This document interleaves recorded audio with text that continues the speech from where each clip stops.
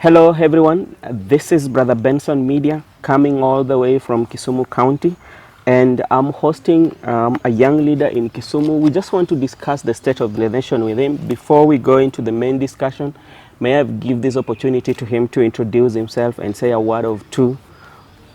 Yes, I am Honorable Joseph Adedesheshe, a young vibrant youth and a politician here in Kisumu. I welcome everybody in Kisumu. As you can see, Kisumu is a very wonderful place.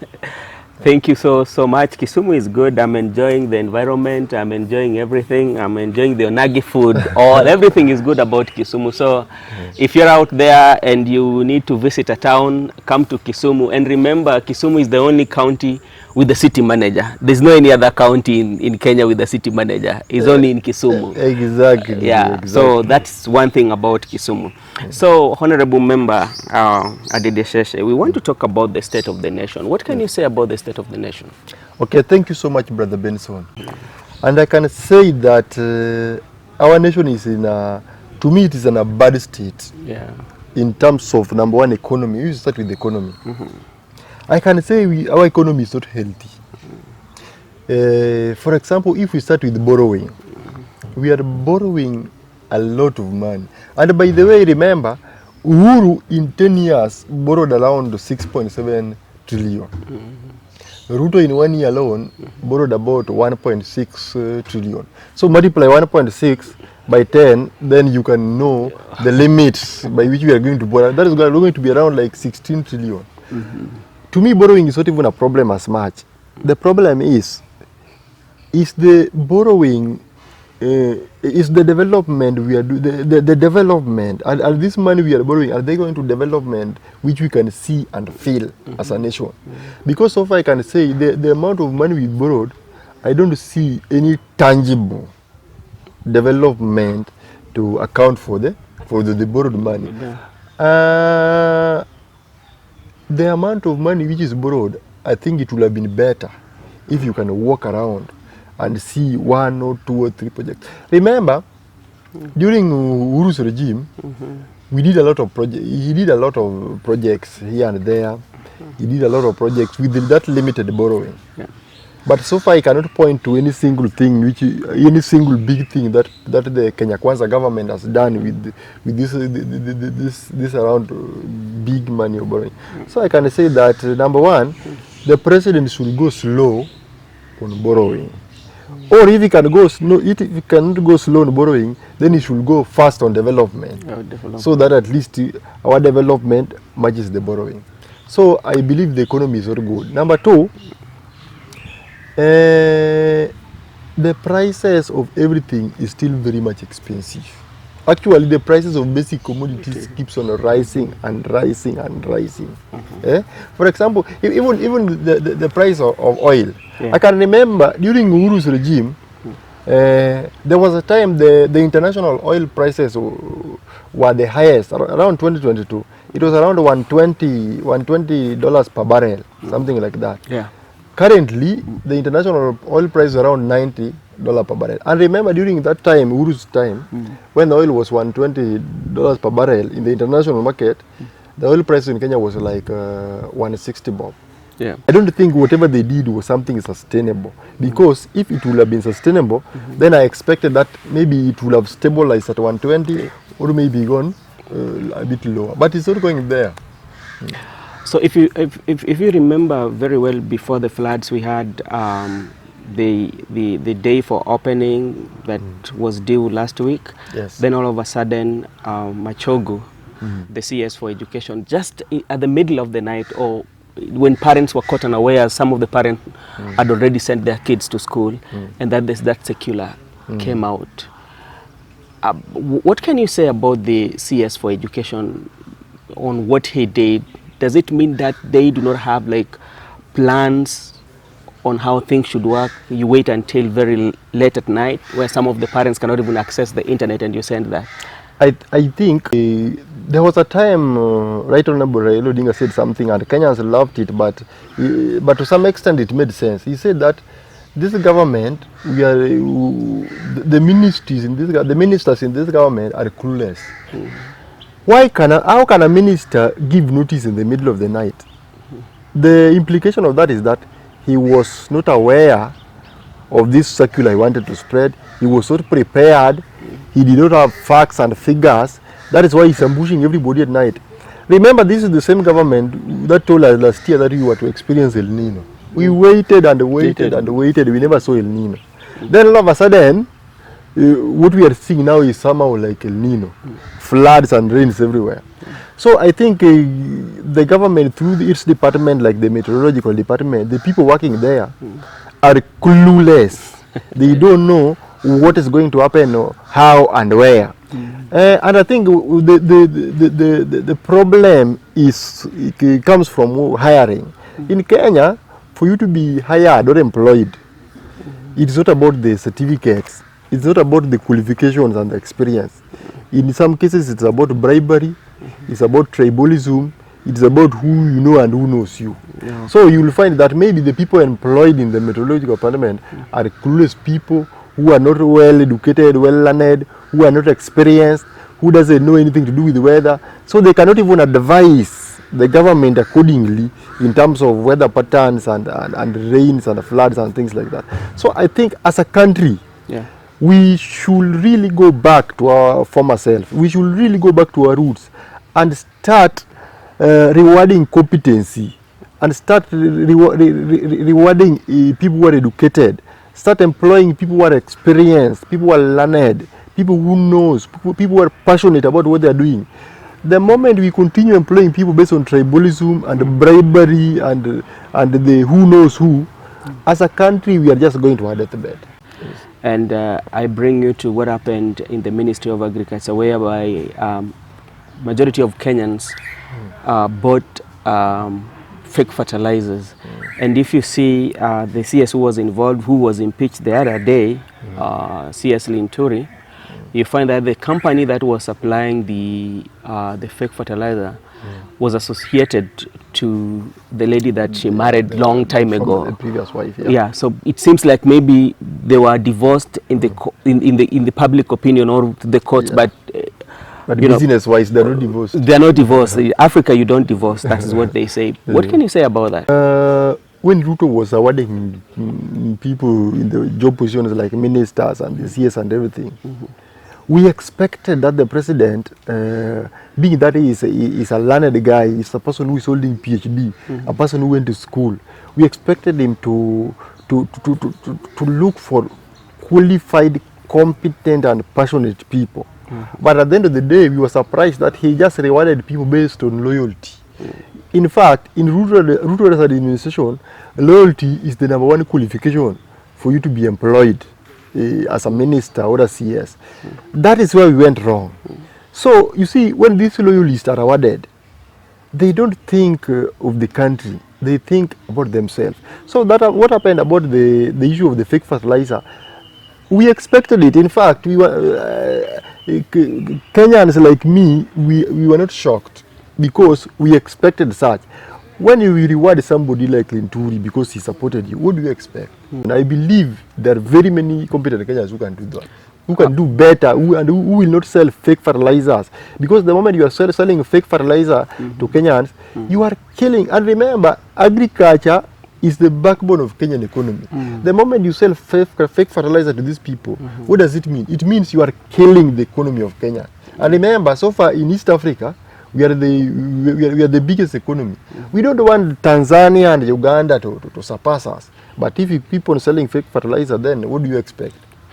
Just to remind you about the sugar that came into the market, and later it was said that it was not good for human consumption. And the people who bought it were the common Kenyans. Should we start thinking about alternatives on how we should lead and put the priorities of Kenyan first? Leadership is the biggest problem. If we can find a way of fixing leadership problem in Kenya, then all our problem will be fixed. Because for a long time, we have been electing dealers, but we call them leaders. These are just dealers. People who want to make deals.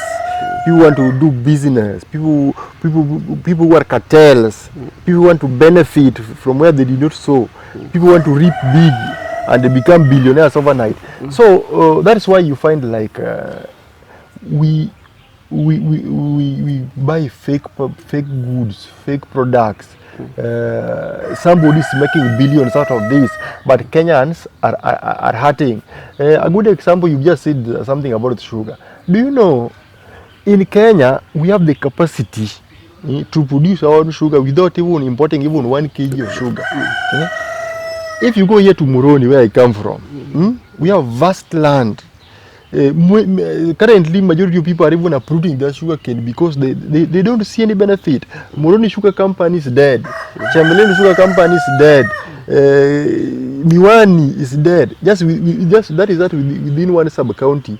You have 3 sugar millers which are all dead. And remember, they are government parasitals, and they are dead. And do you know the reason why they are dead? Because when somebody is appointed the Minister of Agriculture, he gets his friend to go and be the CEO of that company, and the business of the friend is to milk as much money as possible from that company. I went to Moroni the other day.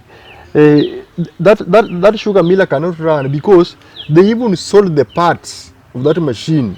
It was so horrible. They steal, the fertilizer is being bought and taken to the warehouse. They steal from the warehouse. So it is just a looting culture, left, right, and center. So like you've talked about, let me just cut you off, because like, you know, like when you talk of Miwani, Muhoroni, Chemelil, those in those areas, I think we have representatives who are elected in those areas. And I know immediately after election, the leadership usually swear by the Bible, as they should, like the state officers. What role are they doing if they see all these things are going down, where the commoners or the people around can get employment from there? What are they doing? So far, I don't see majority of them doing so. Probably, maybe they are also beneficiaries of the same scam. The problem is that we employ friends and cronies to serve their own interests and maybe the interests of their masters. And they may be these legislators, they don't want to make noise because probably maybe they are also beneficiaries of this thing. So that is why we are killing our own economic products. We are killing our own millers. We are killing our own companies. At the moment, remember, Moroni Sugar Factory used to employ thousands of people directly, another thousands indirectly. Yes. Actually, Moroni was a very small town and we had a bank. Currently, the bank is in the verge of being closed because there's no money to deposit there. If we can have good leadership from top to bottom, then that is where our problem can be. So that is why I'm urging all Kenyans out there. The moment you go to the ballot and you have the opportunity of electing a leader, don't elect a leader because he gave you 50 bob or 100 or because he cracked some jokes in some funeral or something like that. Elect a leader with a clear policy, with a clear manifesto and a clear framework of helping his people. That is the only way of helping our people. Doctors have been on strike and they've not reached a deal with the government. The demands that they are putting in the table, the government still does not want to listen to them. What is your take on the doctors? Last 2 weeks, I lost my niece. Yeah, he died. Sorry about that. Yeah. We buried in Chemelil just 1 week ago. So what I can say, that is just my own example. I believe there are very many Kenyans outside there who have also lost even their loved ones. Some of them are still hurting. just because of the doctors. So doctors is a very serious issue outside there. The government should find a way of sorting doctors issue. I believe if the government stop bragging and just stamping and sit with the doctors, they can find a common goal and address this problem. Because we can say that the doctors are also justified to demand some pay. At the same time, the government should not be rude and boast about it. You see, because my only concern is the government is like turning a blind eye in this doctor's issue. But what of the ordinary Kenyans there? Somebody who relied on Kisumu District Hospital, somebody who relied on Russia or maybe Lumumba, somebody who cannot pay for Aga Khan Hospital. They are the most affected. Because the rich can still go to Aga Khan and get the services, medical services, quality medical services. But what of somebody who could only afford Lumumba, because Lumumba you can only go with 50 bob and you get medication. They are the most affected. So I'm urging the government to sit down with the doctors and find a common goal and end the doctor strike. Because this thing is killing Kenyans. This is a very serious problem. And I believe if the minister concerned with health cannot solve this problem, then I think it will be the honorable thing for the minister to resign. And that's why I love the democracy in Western countries. If there's a problem in your ministry, you see somebody else resigning. Do you feel that the members of parliament do not really understand what the ground say, because they have the power in the legislative house to even pass adjustment in the budget and say, okay, we are coming in and we are bringing adjustment, like this is the money that we want to appropriate to the doctors, and the president will have no otherwise, because they have the power. Do they feel the effect or the impact of what the common people are feeling, or they're not, because they usually, when it comes to their families, they will always fly their families abroad to go and seek medication? Most senior government officials also have that comprehensive medical insurance, where they can simply walk into Aga Khan ordinary hospital and get medical help. So I think our members of parliament have let us down big time, because so far we have not seen them making loud noise enough. We have not seen them talking this thing strongly in the parliament. And remember, there are so many in both in the national government and both in the National Assembly and the Senate. They'll just talk about other things, but when it comes to medical issue, only few will try to talk. The rest will just keep quiet. Which we can say as Kenyans, we are so much disappointed. As a country, we expected that the members of parliament are now our voices. If there's something pinching us down there, they are now our voices out there. But they are so quiet. The deputy president's house was renovated. Hundreds of millions spent. President even acquired a new car, Lexus 600. Tens of millions was spent. But the priority on the doctors, I don't see much priority. We cannot live lavish lifestyle but tell our doctors we have no money to pay you. Recently I went to where they take passport. I found a zigzag line there. Most Kenyans are not happy to be Kenyans, by the way. Almost 50% of Kenyans are given opportunity want to run out of this country. They want to go to Dubai, Saudi Arabia, Qatar, Canada, Australia, and US. They are willing to go and do any job there, provided they're not in Kenya. Okay, thank you very much, Adede. Now let's come to the issue of floods. Right now, the Right Honorable Prime Minister the other day was asking the President to declare it as a national disaster. So by declaring it a national disaster, the foreign aid could come in. President has not done that. On your assessment, and this we are looking at the county government and the national government, how have they dealt with the disaster in terms of management? Okay, I can say we have a very poor disaster management framework, both at national government and the county government. Why do I say so? the first step of dealing with disaster is called disaster preparedness. You cannot deal with a disaster which you are not prepared for. If you want to deal with the disaster you are not prepared for, you are going to fail. So both our county governments and the national government was not prepared for this. In fact, they were shocked that Kenyan we could experience floods left, right, and center. In fact, majority of Kenya were shocked that even in some places like Nairobi, like Thika Highway, where people have never seen floods. People were seeing floods for the first time. Both our county governments and national governments will revive and revise their disaster preparedness, because Kenya, as a country, we are prone to any natural calamity like disaster. They can come anytime. But so far what I've seen is that after we've been struck by the droughts, I just see a lot of PR, people leaders going and taking pictures, walking with gumboots in water. What is that? It is not about this. In fact, what they are currently doing is like they are just going to assess, and after assessing, then they go there with some maybe 1 kilogram of unga and 1 kilogram of rice and give the affected person. How will this person eat this 1 kilogram of rice for the next maybe one month? This person is homeless. This person has no pain. The cows are dead. Everything. So the disaster preparedness is our biggest problem. We are not prepared. If for example, here in Kisumu County, we all know that in the area of Kabonyo and Kano, that is a very, very highly prone area to floods. But so far, many homes have been swept, many lives have been lost. There was no any way the county government was prepared for this. Let's talk about what happened in River Nyando, especially Ahero, the Ahero area, the Kano area. The water has overpowered people and it's flooded everywhere.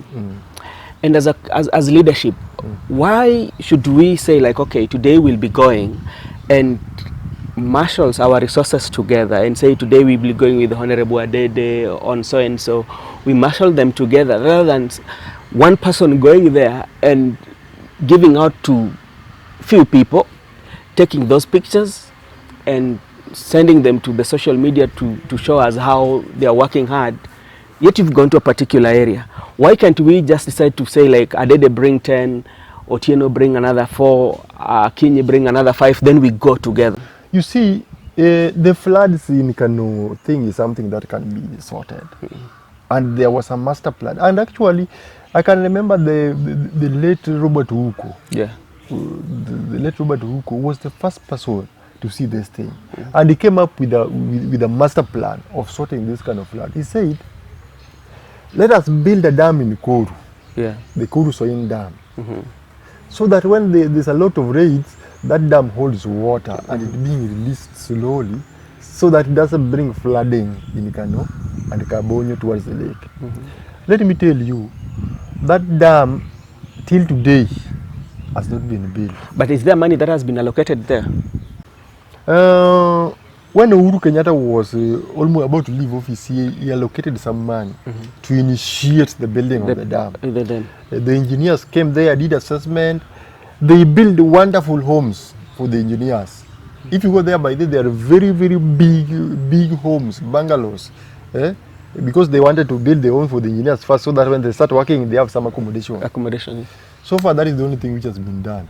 So when this new government came into power, it's like they cut funding for that project. Because we did not vote for them. So currently, there are beautiful homes there, not even a single tractor.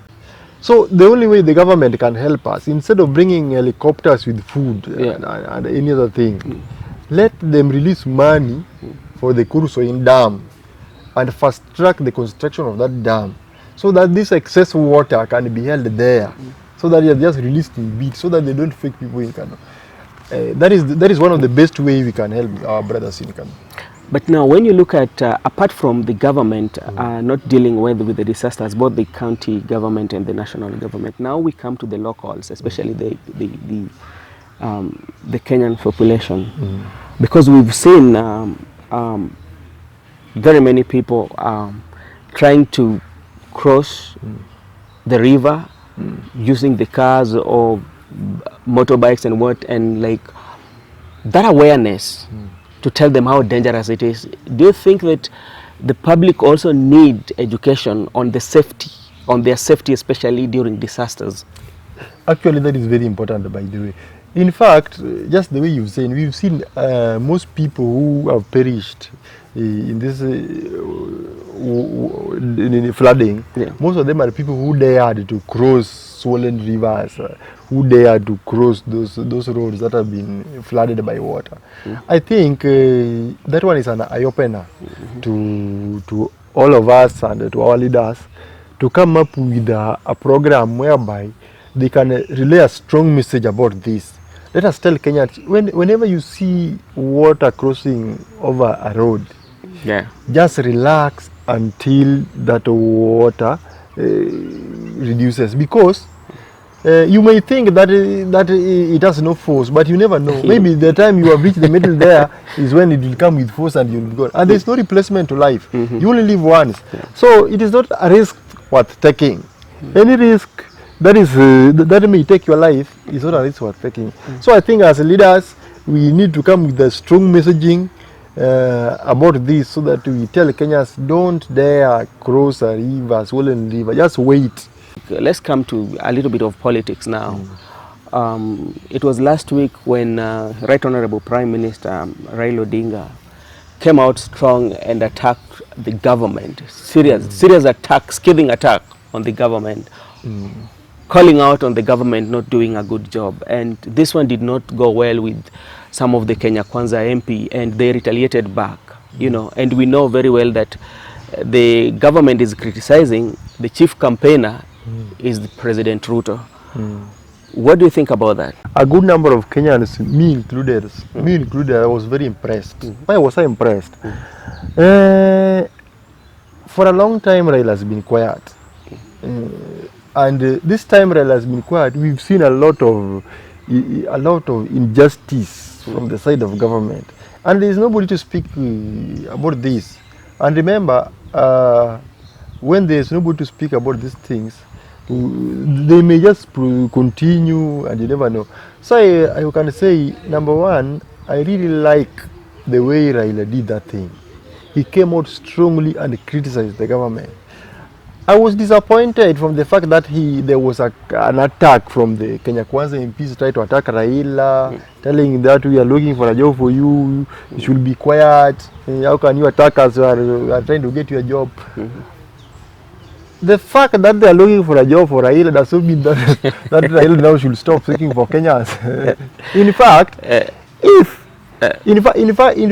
they really made us realize something we did not know.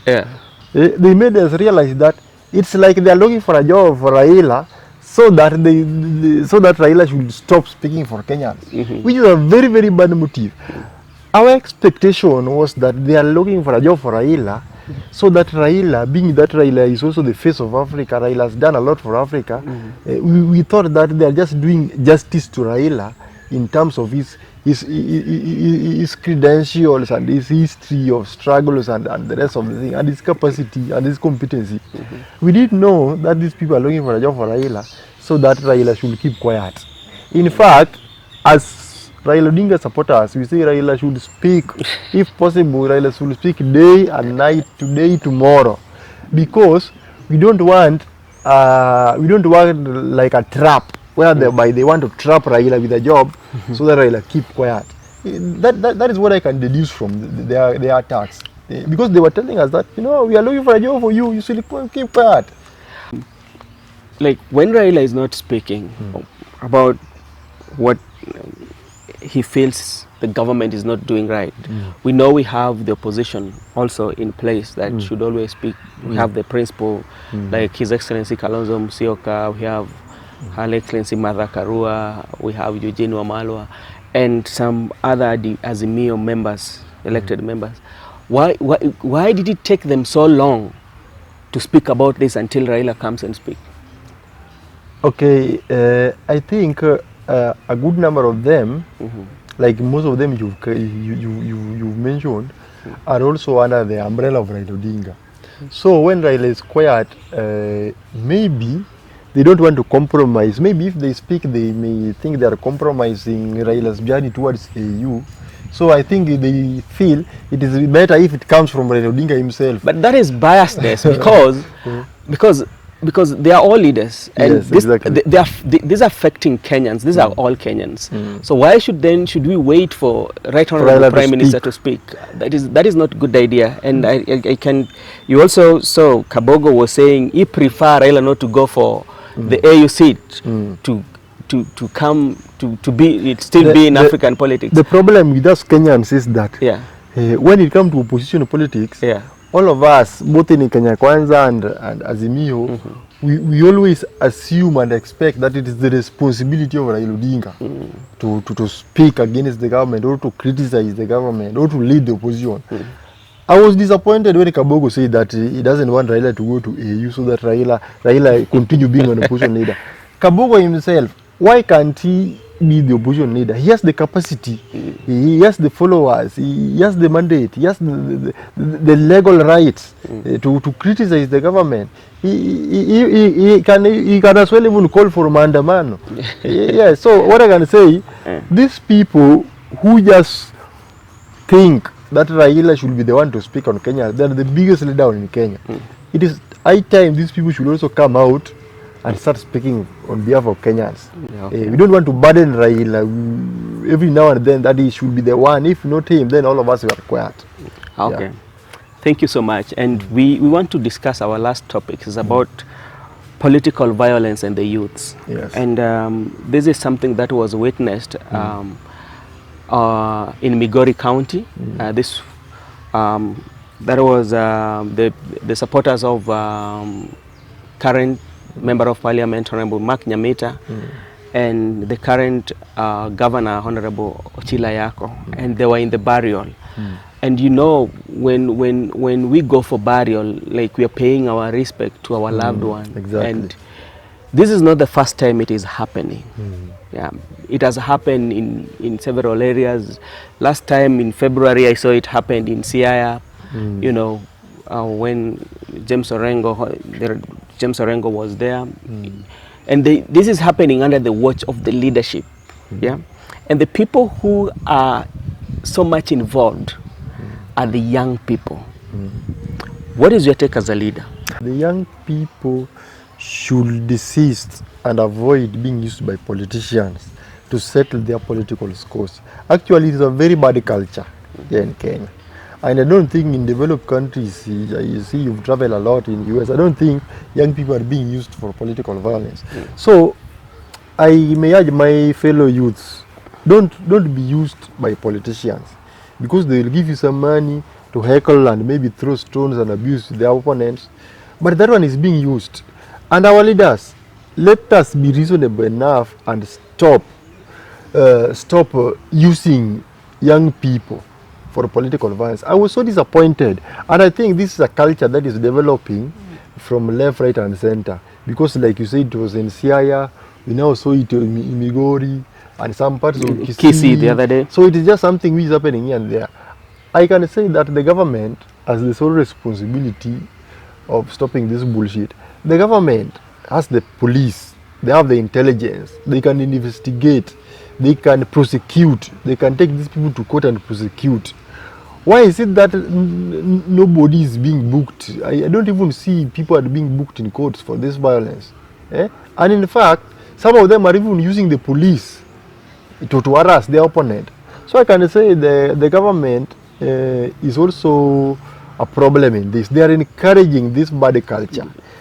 How I will wish the government takes this thing seriously.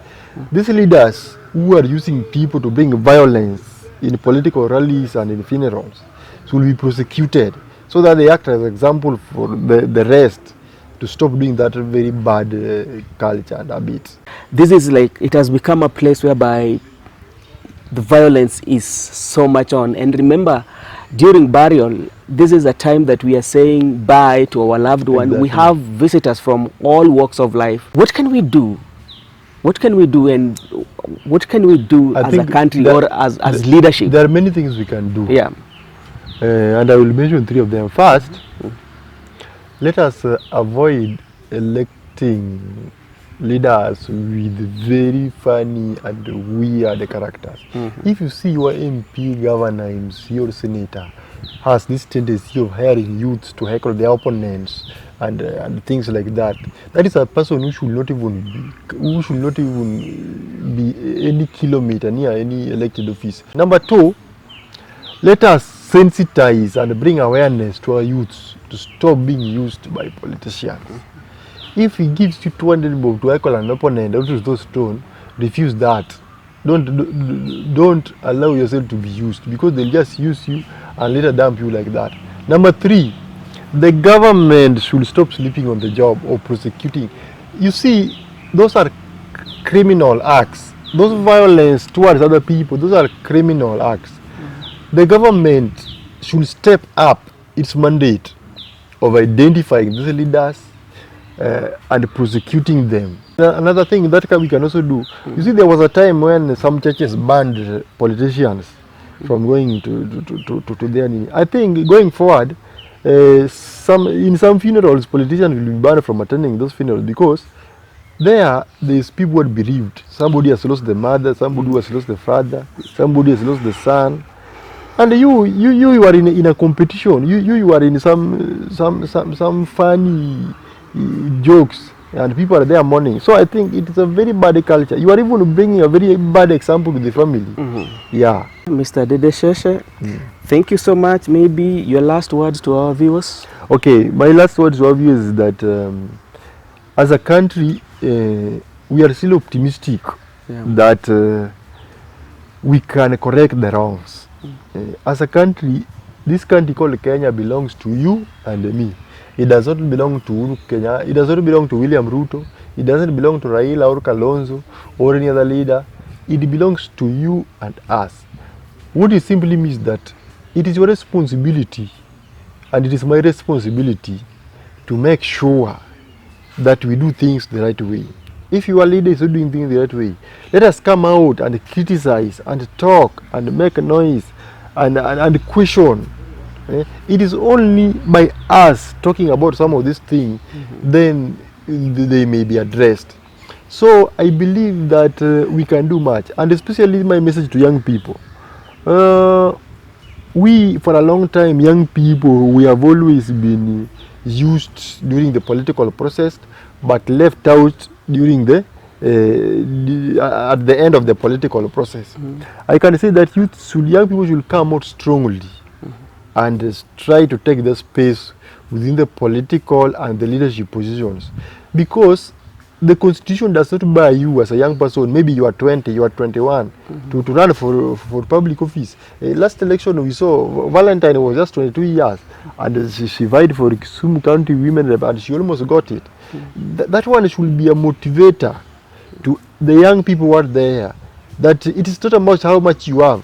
Because I can remember when Valentine was campaigning, she never gave anybody even 50 bob, but she got close to 100,000 votes. It is the messaging, it is the hope, it is your program, your vision, and your manifesto that is going to sell you. So I can say, going forward towards 2027 elections, as young people, let us come out strongly, regardless of what you have. Let us just reorganize and re-strategize amongst ourselves, so that we can also hold these leaders accountable. We can so that we can also have some spaces within these leadership positions, so that we can also question within, so that we can also argue and bring our issues on table, so that they can be discussed. So I can say it is the right time as a country for people to come out, people to get their voices heard, people to have their issues talked about loudly, both in social media and in public forums. Let us take everything as our own. This is a place whereby we discuss politics and host leaders with divergent views. Their main aim is to lead in our country and bring new leadership. Thank you so much. If you are new here, please just remember to be part of the team by subscription. Thank you so much, and may God bless you. This is Brother Benson Media.